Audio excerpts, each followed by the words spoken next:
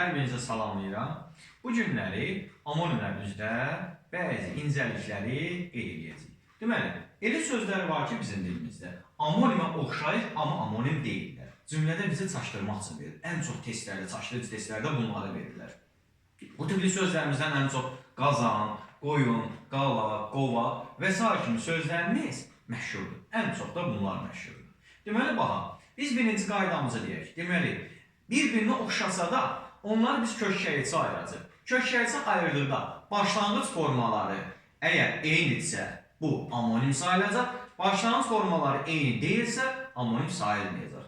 Onun saçında qovaq var. Kökü qovaq, başlanğıcı qovaq. Gedək. Qovaq ağacı gördüm. Bunun da kökü qovaq, başlanğıcı qovaq. Düşməni vətənimizdən qovaq. Kökü qovdur, Ağdakı şəkilçidir. Bunun başlanğıcı qovdur. Bax, birincidə qovaq, ikincidə qovaq. Demək ki, 1 və 2 amonimdir. Amma 3 amonim deyil. Niyə? Çünki onun başlanğıcı qov idi. Keçən növbəti sözümüzə, nümunəmizə baxaq. Deməli, qala uzaqdan görünür. Qala, kökü, başlanğıcı da qala. Tonqalı uzaqda qala. Burada qala və yenə qala. Gələk, o bizdə qala. Burada kökü nədir? Qaldır. A, qrammatik şəkilcə, arzu edirsən, arzu şəkildir, düzdürmü?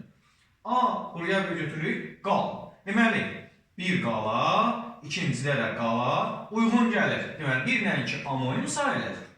Amma üçüncü amonim deyil. Çünki başlanğıc forması nədir? Fərqlidir. Dərslərimizə qoşulmaq üçün əlaqə nömrəsi aşağıda qeyd edirik. Həm onlayn, həm canlı qruplarımıza qoşula bilərsiniz.